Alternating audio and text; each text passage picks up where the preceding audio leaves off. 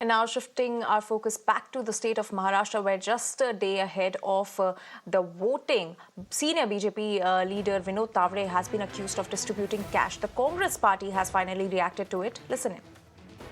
कुंभकर्ण की नींद सो रही है। सीएजी वही संस्था है जिसने प्राइम मिनिस्टर केयर्स फंड, जिस पे तमाम सरकारी संस्थानों ने पैसा दिया, उसके ऑडिट करने से मुंह मोड़ लिया। इस संस्था के ऊपर आपकी जिम्मेदारी है। आपका पैसा कहां जाता है, आपके पैसे का क्या उपयोग होता है, आपके पैसे का संस्थाएं, आपके पैसे का सरकारें राज्य या केंद्र में क्या उपयोग करती हैं, यह काम सीएजी का है। यह जिम्मेदारी सीएजी की है और इसीलिए सीएजी की यह जिम्मेदारी देखते हुए महाराष्ट्र में सीएजी ने क्या किया, यह बताना जरूरी है। और यह पूरा का पूरा मामला विनोद तावड़े के पास जो काला धन मिला है, जो बांटा जा रहा था बेधड़क होकर, उससे मिलता है। जिस सीएजी के ऊपर पाई पाई का हिसाब रखने की जिम्मेदारी है, उस सीएजी ने 13 करोड़, लगभग 13 करोड़ महाराष्ट्र की जनता से सच छुपाने का काम किया।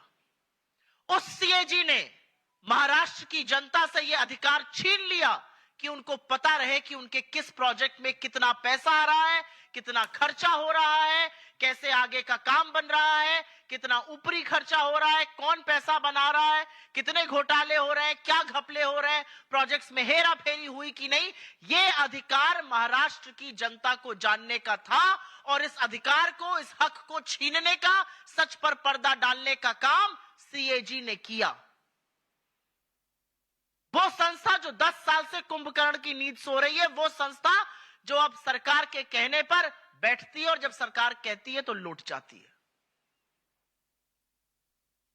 महाराष्ट्र को सच्चाई से वंचित रखने के लिए सीएजी ने क्या किया, आपको मेरे पीछे एक दस्तावेज नजर आ रहा है।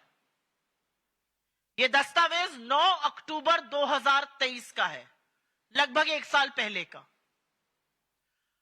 9 अक्टूबर 2023 को सीएजी के मुख्यालय ने, दिल्ली से सीएजी के मुख्यालय से आदेश हुआ और महाराष्ट्र में